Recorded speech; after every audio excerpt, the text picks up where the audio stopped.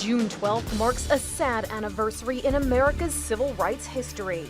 On that date in 1963, Medgar Evers, an activist and field secretary for the NAACP, was shot in the back outside his home in Jackson, Mississippi. In an interview from the early 1990s, Evers' wife Myrlie recalls that terrible night. Force of that bullet, which is the kind I understand that one uses for hunting deer, had hit Medgar in his back, left a small hole, and had torn out his chest. I ran in the house to call someone, I'm not sure who at this point. I don't know if I was making an attempt to call the police or what. Evers died later that morning in a hospital. He was 37 years old and had 3 children. It was just hours after President Kennedy delivered his civil rights address on national television. This nation was founded by men of many nations and backgrounds. Evers' funeral became a rallying point for the civil rights movement. Martin Luther King helped lead the procession.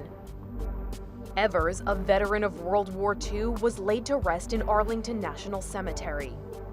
A white supremacist named Byron de la Beckwith was tried for Evers' murder. 2 different trials in 1964, both with all-white juries, failed to reach verdicts. In the early 90s, Inside Edition sent a crew to interview de la Beckwith, but because the producer was African-American, he refused to talk to them. I'm Vanessa Moody with Inside Edition. They sent me out to interview you because the other person couldn't make it. Well, I'm sorry.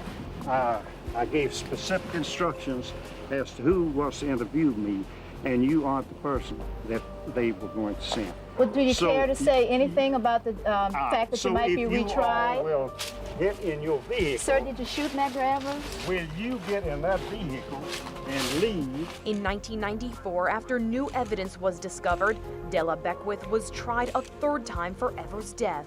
He was found guilty and sentenced to life without parole. All I want to do is say, yay, Medgar, yay, yay, yay. De la Beckwith died in prison in 2001. In 2017, the Medgar and Myrlie Evers house was designated a National Historic Landmark. This is Nation.com.